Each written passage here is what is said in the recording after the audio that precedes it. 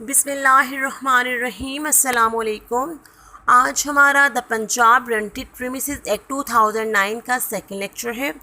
इस लेक्चर में हम चैप्टर नंबर 3 स्टार्ट करेंगे, जो कि obligation of the parties and ground for eviction के बारे में है। आप सब लोगों से मेरी रिक्वेस्ट है कि अगर आप लोगों ने मेरे चैनल को सब्सक्राइब नहीं किया तो प्लीज़ काइंडली मेरे चैनल को सब्सक्राइब कर लें और बेल आइकन को प्रेस कर दें ताकि मेरी हर आने वाली नई वीडियो का नोटिफिकेशन आप तक पहुंच सके। सेक्शन 11 सबलेटिंग के बारे में है। सबलेटिंग ये होता है कि किरायादार जो होता है वो अपने बिहाफ पर प्रीमिसेस को किसी और बंदे को किराए पर दे देता है। अब सेक्शन 11 जो है वो टेनेंट की ऑब्लिगेशन भी बताता है। वो ऑब्लिगेशन ये है कि टेनेंट जो है वो तब तक प्रीमिसेस के किसी पार्ट को या पूरी की पूरी प्रीमिसेस को, अब प्रीमिसेस की हम डेफिनेशन में पढ़ चुके हैं। प्रीमिसेस में बिल्डिंग भी आ सकती है और कोई रेंटेड लैंड भी आ सकती है। अब वो उसके पूरी की पूरी प्रीमिसेस को या पार्ट को तब तक किसी और बंदे को सबलेट नहीं कर सकता, मज़ीद किराए पर नहीं दे सकता, तब तक जब तक वो रिटर्न कंसेंट लैंडलॉर्ड की नहीं ले लेगा। यानी लैंडलॉर्ड की रिटर्न कंसेंट के बाद ही वो प्रीमिसेस को आगे मज़ीद किसी बंदे को किराए पर दे सकता है। Section 12 obligation of landlord.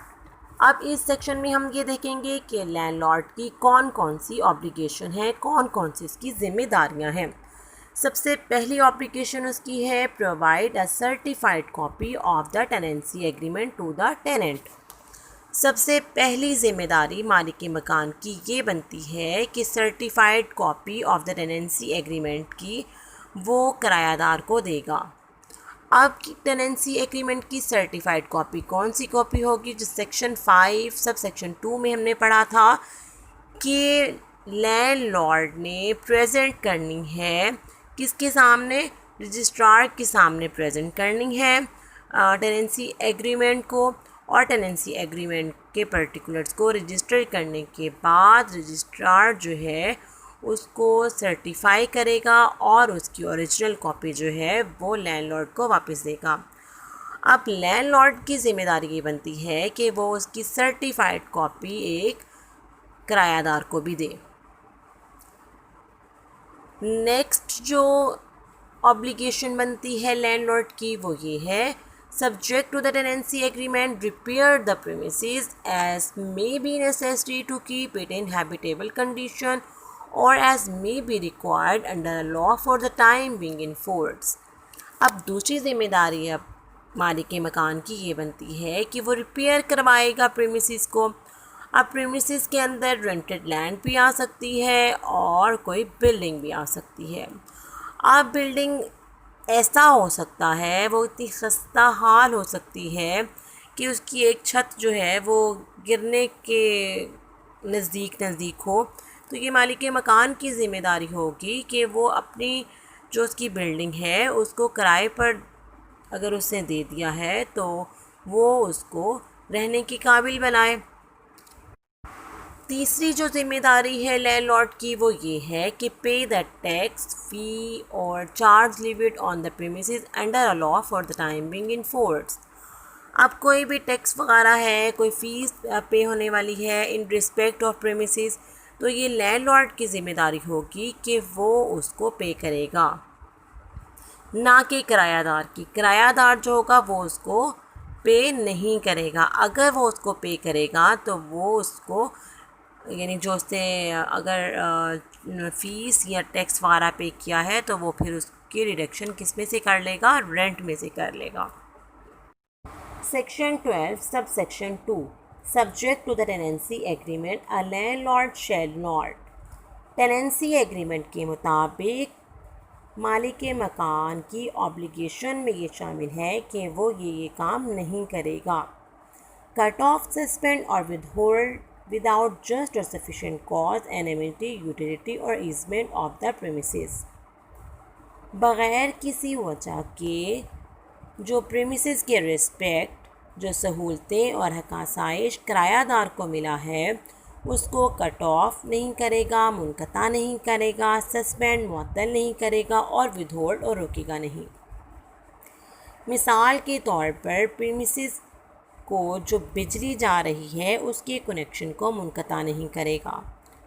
इसी तरीके से अगर पानी का कोई कनेक्शन है उसको नहीं काटेगा और इसी तरीके से प्रीमिसेस का जो राइट ऑफ पैसेज होगा उसको बंद नहीं कर देगा। A landlord shall not enter the premises without giving the tenant a reasonable notice. अब जो मालिक मकान है उसकी ज़िम्मेदारी है कि वो नोटिस दिए बगैर प्रीमिसेस के अंदर दाखिल नहीं होगा।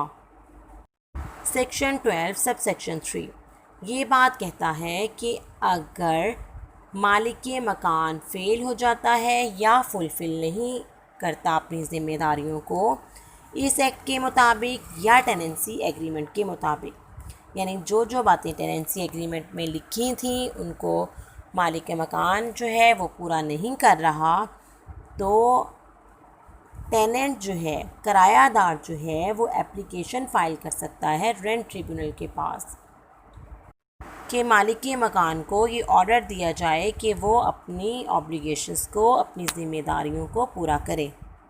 Section 12 subsection 4 The rent tribunal may, if a tenant has been in enjoyment of an amenity, utility or easement which has been cut off, suspended or withheld without just or sufficient cause, make an order directing the landlord to restore the amenity, utility or easement. अब जो कोई सहूलतें, कोई अफादियत, कोई हक़ आसाइश जो कि किरायादार उसको इस्तेमाल कर रहा था, अगर मालिक मकान ने उसको मुनक़ता कर दी है, मुअत्तल कर दी है या रोक दी है, तो रेंट ट्रिब्यूनल जो है उसको, मालिक मकान को हुक्म जारी करेगी कि इस एमिनिटी को, यूटिलिटी को और ईज़मेंट को बहाल कर दो। यानी जो तुमने मुनक़ता की है या सस्पेंड की है या रोक दी है, जो सहूलत या हक़ आसाइश या अफादियत, तो उसको तुम बहाल करो। सेक्शन 12(4) के सब सेक्शन 4(b) में रेंट ट्रिब्यूनल जो है वो किरायादार को भी ये कह सकता है कि तुम इस एमिनिटी, यूटिलिटी और ईज़मेंट जो कि वो इस्तेमाल कर रहा था उसको तुम खुद बहाल करवा लो, और जो उसमें जितने भी एक्सपेंडिचर्स आएंगे वो रेंट ट्रिब्यूनल जो है वो किरायादार को ये अलाउ कर देगी कि वो फिर बाद में तुम किराए में से काट लेना। सी में रेंट ट्रिब्यूनल जो है वो मालिक मकान अगर फ़ेल हो जाता है, प्रीमिसेस को रिपेयर नहीं करवाता, हैबिटेबल कंडीशन में चेंज नहीं करता, जो कि बहुत ज़्यादा नेसेसरी था, तो रेंट ट्रिब्यूनल जो है वो किरायादार को ये कह देगी कि तुम इसको ख़ुद रिपेयर करवा लो, और जितने एक्सपेंसेस होंगे वो उसको अलाउ कर देगी कि तुम फिर ये बाद में रेंट में से काट लेना। Section 13 obligations of tenant. अब जिस तरीके से मालिक मकान की ज़िम्मेदारियां थीं, अब उसी तरीके से किराएदार की भी कुछ ज़िम्मेदारियां हैं। सबसे पहली जो ज़िम्मेदारी है वो ये है, keep the premises in the condition in which it was let out except for normal wear and tear. अब जिस कंडीशन में प्रीमिसेस को लिया था, अब किराएदार की ये ज़िम्मेदारी आयद होती है कि वो प्रीमिसेस को उसी कंडीशन में रखेगा। Except for normal wear and tear का मतलब है कि छोटी मोटी जो डैमेजेस हैं वो हो सकती हैं। फॉर एग्ज़ाम्पल, पेंट हुआ था तो वो पेंट थोड़ा बहुत ख़राब हो गया। दूसरी ज़िम्मेदारी किराएदार की है, use the premises for the purpose for which it was let out. जिस मकसद के लिए उसने प्रीमिसेस को लिया था वो प्रीमिसेस को उसी मकसद के लिए इस्तेमाल करेगा।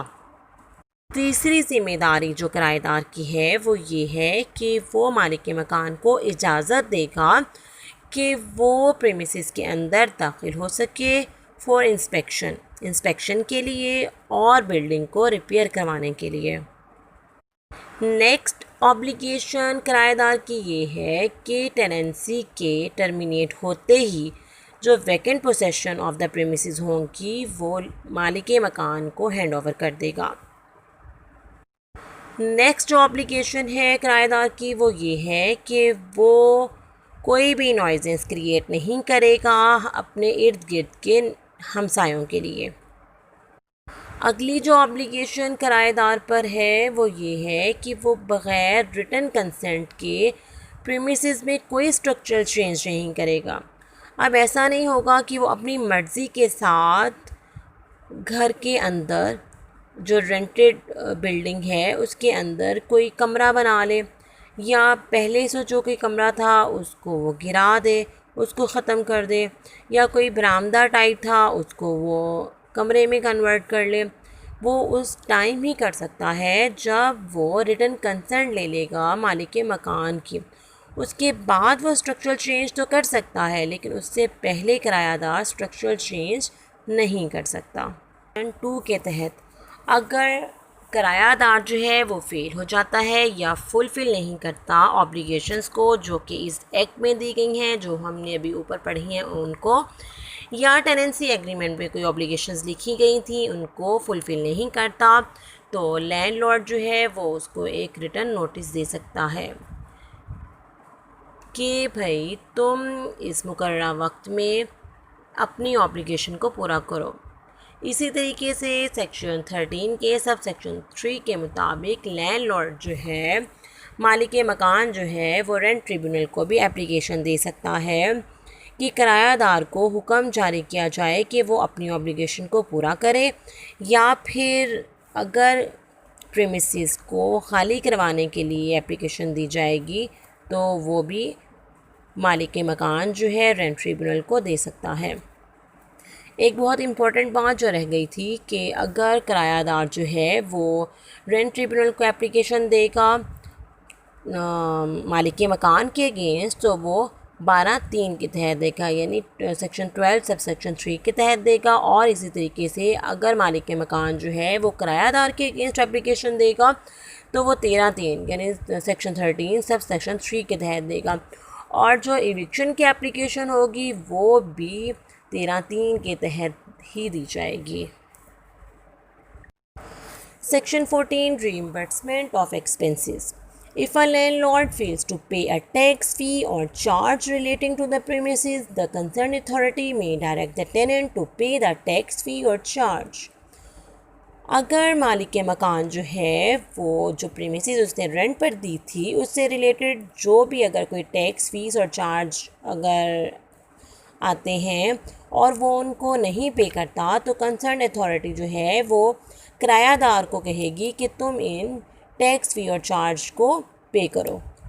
अब जो टेनेंट जो है वो उन टैक्स फ़ी और चार्ज को पे करेगा तो वो उसकी अमाउंट रेंट में से भी काट सकता है और वो रेंट ट्रिब्यूनल को भी एप्लीकेशन दे सकता है लैंडलॉर्ड के अगेंस्ट के उसने जो टैक्स फीस और चार्ज भरे थे उनकी वो रिकवरी करवा कर दे। Section 15 grounds for eviction. A landlord may seek eviction of the tenant. Section 15 में हम देखेंगे कि वो कौन कौन से ग्राउंड्स हैं जिनकी बिना पर मालिक मकान किरायादार को अपनी प्रीमिसेस से बेदखल कर सकता है। अब जो एप्लीकेशन दी जाती है वो सेक्शन 13 के सब सेक्शन 3 के तहत रेंट ट्रिब्यूनल को इविक्शन के लिए एप्लीकेशन दी जाती है। अब ग्राउंड्स देखते हैं हम कि वो कौन कौन से ग्राउंड हैं इविक्शन के। सबसे पहला जो ग्राउंड है वो है the period of tenancy has expired. जो टेनेंसी का पीरियड था वही एक्सपायर हो गया। अब टेनेंसी एग्रीमेंट में अगर 2 साल का पीरियड फॉर एग्ज़ाम्पल लिखा गया था तो 2 साल के बाद मालिक मकान जो है वो किराएदार को अपने प्रीमिसेस से बेदखल कर सकता है। दूसरा ग्राउंड वो ये है the tenant has failed to pay or rendered the rent within a period of 30 days after the expiry of the period stipulated in section 7। किरायादार किराया ही अदा नहीं करता तो फिर भी मालिक मकान जो है किराएदार को अपनी प्रीमिसेस से बेदखल कर सकता है। सेक्शन 7 में 2 तरह की बातें की गई हैं। एक ये कि अगर टेनेंसी एग्रीमेंट के अंदर डेट लिख दी गई है कि इस तारीख को किरायादार किराया अदा करेगा, तो किरायादार उसी डेट को किराया अदा करेगा। और अगर टेनेंसी एग्रीमेंट में डेट नहीं लिखी जाती कि किस तारीख को किरायादार किराया अदा करेगा, तो फिर फॉलोइंग मंथ की 10 तारीख तक, यानी जो महीना चल रहा होता है उसकी 10 तारीख तक किरायादार ने किराया अदा करना होता है। अब अगर 30 दिन गुजर जाते हैं और किरायादार किराया अदा नहीं करता, तो मालिक मकान जो है वो किरायादार को बेदखल कर सकता है। नेक्स्ट ग्राउंड है the tenant has committed breach of a term और condition of the tenancy agreement. अब टेनेंसी एग्रीमेंट के अंदर जो टर्म्स और कंडीशन लिखी गई थी, अगर किरायादार उनकी खिलाफ वर्जी करता है तो फिर भी उसको प्रीमिसेस से बेदखल किया जा सकता है। नेक्स्ट ग्राउंड है the tenant has committed a violation of an obligation under section 13। अब सेक्शन 13 के अंदर जो हमने ऑब्लिगेशन पढ़ी हैं, अगर किरायादार उनकी खिलाफ वर्जी करता है तो फिर भी उसको बेदखल किया जा सकता है। नेक्स्ट ग्राउंड है the tenant has used the premises for a purpose which is different from the purpose for which it has been let out. अब जिस मकसद के लिए उसने प्रीमिसेस को लिया था, उस मकसद के लिए वो प्रीमिसेस को इस्तेमाल नहीं करता, किसी और मकसद के लिए वो प्रीमिसेस को इस्तेमाल करता है, तो फिर भी उसको बेदखल किया जा सकता है। इसकी मिसाल हम यूँ ले लेते हैं कि किरायादार ने जो बिल्डिंग ली थी वो ये कह कर ली थी कि मैं इस बिल्डिंग को, इस घर को सिर्फ रेजिडेंशियल पर्पस के लिए इस्तेमाल करूँगा, लेकिन कुछ टाइम के बाद वो उस बिल्डिंग के अंदर कोई ट्यूशन सेंटर या कोई स्कूल ओपन कर लेता है। तो इस तरह से उसने जिस मकसद के लिए बिल्डिंग ली थी उस मकसद के लिए उसने इस्तेमाल नहीं किया, बल्कि उसको। नेक्स्ट ग्राउंड है the tenant has sublet the premises without the prior written consent of the landlord. अब किरायादार जो है, अगर मालिक मकान की बग़ैर मर्ज़ी से, उसकी विदाउट रिटन कंसेंट से आगे किसी को प्रीमिसेस किराए पर दे देता है, तो फिर भी उसको प्रीमिसेस से बेदखल किया जा सकता है।